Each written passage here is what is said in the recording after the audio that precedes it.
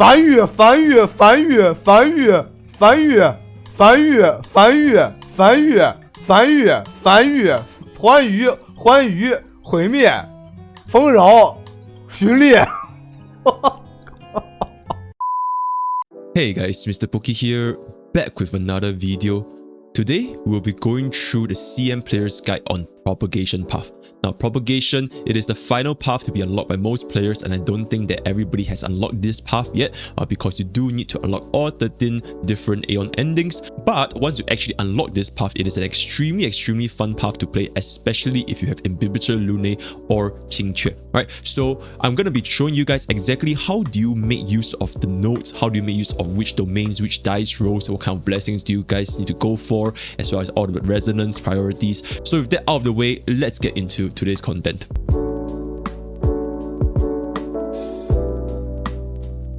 Like I mentioned just now, Propagation is the final path to be unlocked within the entire Swarm Disaster, and it only comes after all 13 Aeon endings as well as one mission is completed by the player.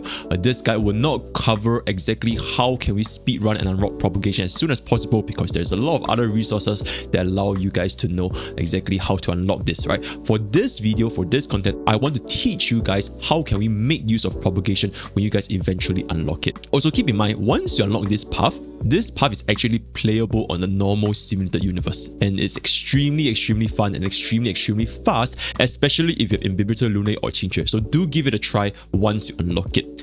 Next, the two units who benefit the most from this path are Imbibitor Lunae and Qingque. And if players lack both characters, or you did not raise them, you did not invest in their relics, or you just simply are not interested in them, then other paths would provide an easier experience. I'm not saying that you can't use other DPS units with Propagation, but Imbibitor Lunae and Qingque really brings out its true potential, right? Because they use a ton of skill points and most of the damage comes from the basic attack, which is what Propagation Path is all about. And lastly, for a more generic guide, especially for newer players who have yet to unlock Propagation Path and you guys want a more complete summary on all the different paths, exactly how can you beat Swarm Disaster 5 as soon as possible, kindly refer to my CN Swarm Disaster Guide that I posted a few days back.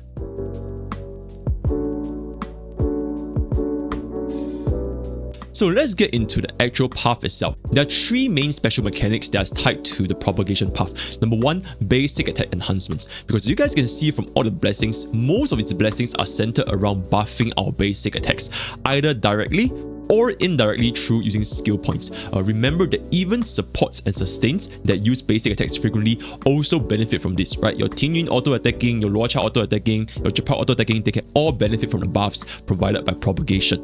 Although it is not as impactful as the main DPS, but it's still something, right? And another special mechanics is Spores. Now, Spores are essentially like a bomb. Without any other upgrades from the blessings, Spores trigger after the count is equal or more than 3, dealing additional wind damage, and this wind damage does not scale with any damage percentage or attack percentage. So think of it like Natasha's E6, right? You deal additional damage based on her HP, and this is just additional wind damage based on the now stacks you have on the Spore.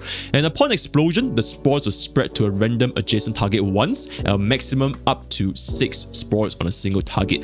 Keep in mind that Spores, they are not considered as DOT, and Kafka cannot use her trigger mechanic to trigger more Spores, so keep that in mind. And lastly, for a special mechanic is the Resonance or Metamorphosis, right? Using the Path Resonance for Propagation, it gives one unit an extra turn, as well as recovering 2 skill points. After that, every skill point consumed or recovered ignores all type rests up to 20%. And this is why using QQ or Imbibitor Lunae can greatly increase their damage output, because for a single attack, they can increase their all type rest negation by up to 20%.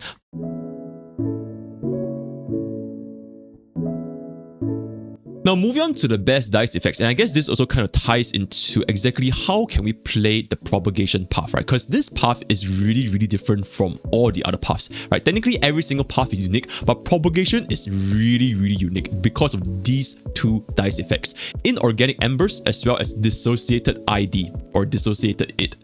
These two dice effects are the core mechanics of using Propagation, and it allows players to instantly fight the plains boss while having a high number of Propagation blessings. So So how this works is you choose a node that already has a swarm path, right? And you use dissociated it on that specific node. And this swarm will spread up to 6 different nodes surrounding that specific node. And this is why once you spread this around, the entire plane can easily be covered with swarm nodes. And once the entire map is covered with swarm nodes, you can now use inorganic embers to instantly hit the plane's boss, and every single swarm node's blessings and rewards will be given to you, the player, right? So this is why you can speed run a single plane extremely quickly the moment you have enough dissociated it, and then you use inorganic embers. Note that once inorganic embers is activated, you cannot enter any other domain except for the boss. So be sure to first explore some alternative domains, right? Get some rewards, get some adventures, get some other blessings, and hopefully can get some additional support blessings before you actually use inorganic embers. If the entire plane only has like 2 or 3 swarm nodes and then you use inorganic embers, you're only gonna get 3 nodes and you teleport to the boss. Although this is super fast, you're missing out a lot of good blessings that can benefit the entire team, right? Which might affect your success rate. So do not use inorganic embers when there are very little swarm nodes on the map. One trick I like to do is that for the first plane, I like to just go through the entire plane as much as possible, right? Zigzag across and get every single node. And then for the second plane, I try to roll some dissociated it and spread across all the swarm and use my cheat dice roll for inorganic embers to instantly teleport to the boss. So that's what I would recommend players to do when you guys are trying to play out the swarm, right?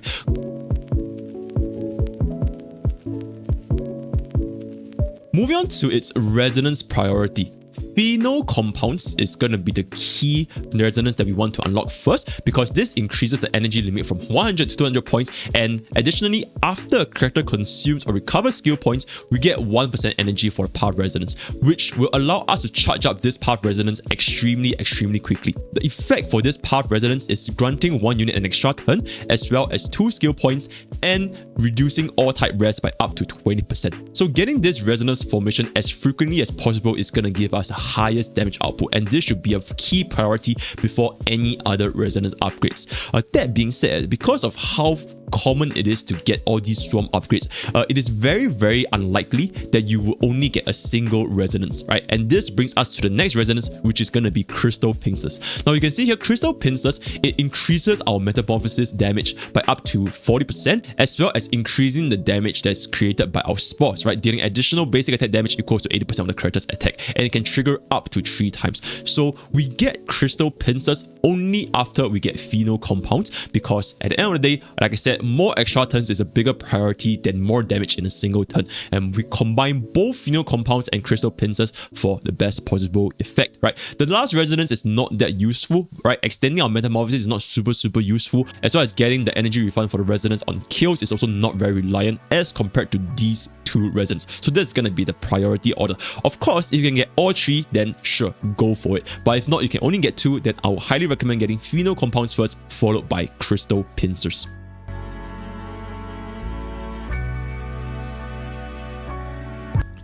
Next, moving on to the main blessings for propagation. The key thing to work around with in this entire path is that spores have tremendous damage output. So finding blessings that upgrades the spore damage is going to be integral to the entire propagation path. Because why is this the case? Spores, they can spread to adjacent targets. And if you guys have played Swarm Disaster long enough, there's a lot of different units, right? It is not a single target content like a single boss in MOC. And even the final boss, the True Sting itself, it summons a lot of different mobs. So with that out of the way, the 3-star blessings for propagation, the priority is going to be Spore Discharge over Fungal Pastile over Scythe Limbs.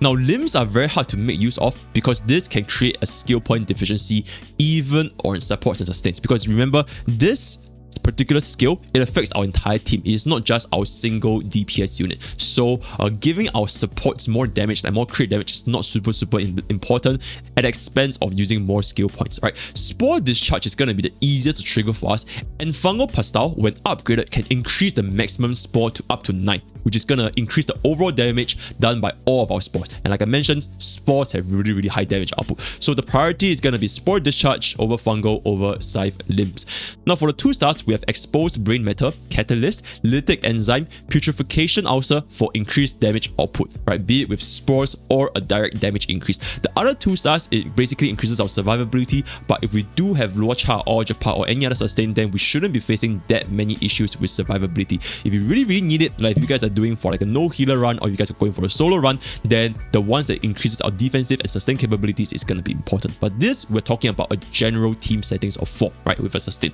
Now lastly, for the 1-star blessings, Osseous Blade, Channeled Needle, and Spinal Spur can increase our damage. Sporangium and Scaled Wing can increase our ultimate uptime because it gives us speed as well as energy regen. And Vesicle/Conjunctiva can increase our sustain. So for this 1 stars, you can just pick it according to what you need.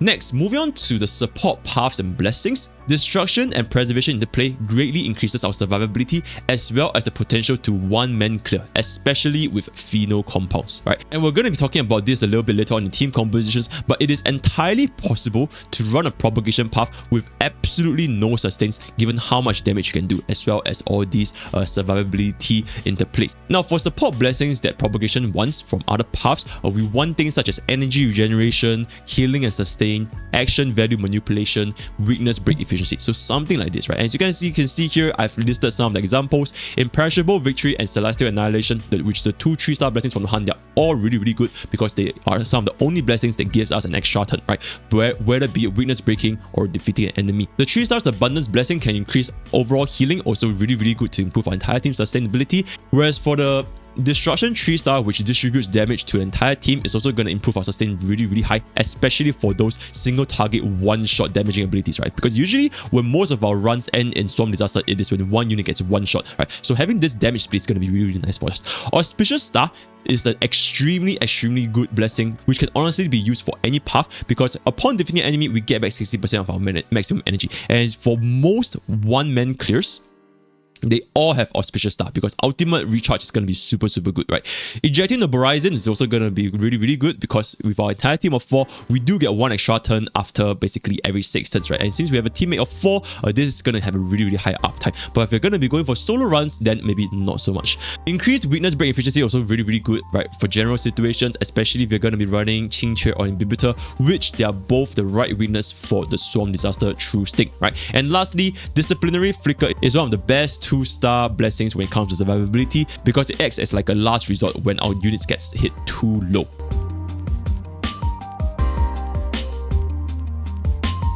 And finally, talking about team compositions, there really is only 2 main DPSs that can use, either Imbibitor, Lune, or Qingque. Now, some players might think about Blade because technically Blade also uses a lot of basic attacks, right? But Blade is a pretty poor pick as compared to Imbibitor, Lune, and Qingque because despite using basic attacks very frequently, he consumes far too little skill points, right? And as you guys can see from Propagation, one of the mechanic is using skill points, and Blade is the DPS that uses the least amount of skill points. So that's why Blade is really not that great compared to Imbibitor, Lune, and Qingque.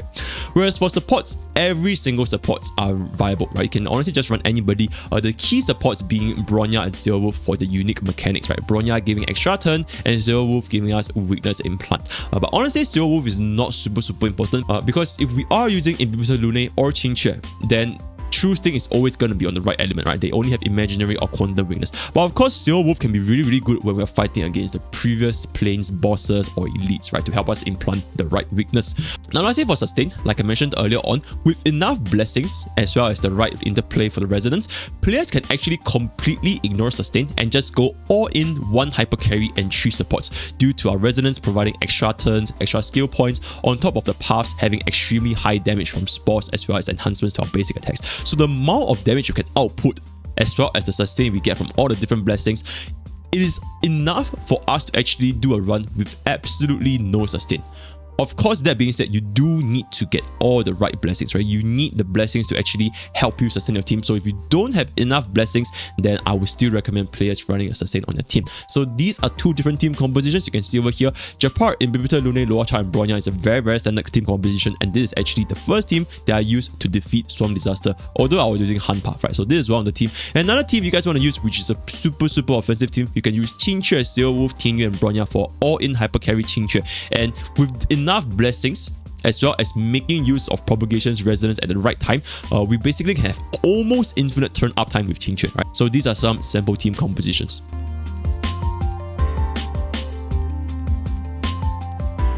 And now we have come to the summary. At the end of the day, Propagation is an extremely fun path that allows Imbibitor, Lune, and Qingque, as well as future units with the same archetype, right, dealing tons of damage with their basic attacks and using a lot of skill points. This path allows them to do massive damage to both single and multiple target, on top of providing multiple turns and skill points, right? Of course, at the end of the day, every single path is perfectly capable of killing Swarm Disaster 5, right? Players just need to know how to make use of each path's strengths and weaknesses through their blessings, domain effects, and dice effects. So it is not to say that Propagation is the only path that can be used to clear, right? Definitely not the case. And every single path is equally great in their own rights. With that being said, of course, this brings me to my next point, is that if the interest is there for my viewers, I can provide more paths in the future, since Swarm Disaster is our latest endgame content. So if you guys are interested, right, covering about maybe Remembrance, Elation, all these kind of different paths, then do leave a comment in the description, right? Bottom line, Propagation is an excellent path to speedrun the planes because of its dice effects, spores do tons of damage, and Imbibitor, Lune / Qingque is Propagation path's biggest winners. And with that, we've come to the end of today's content. Hope you guys enjoyed that. Like I said just now, if you guys are interested in seeing more guides for each specific paths in Swarm Disaster, do leave a comment down below. If you guys would like to engage in further discussions, feel free to hop on my Discord, Pokke's Village, where we have a very active community talking about Honkai Star Rail every single day. And if you guys would like to catch my stream, that's going to be twitch.tv/MrPokke. I stream almost every single day nowadays, and the schedule is going to be updated in my Discord server, right? And with that, we've come to the end of today's content, and I'll see you guys next time. Take care.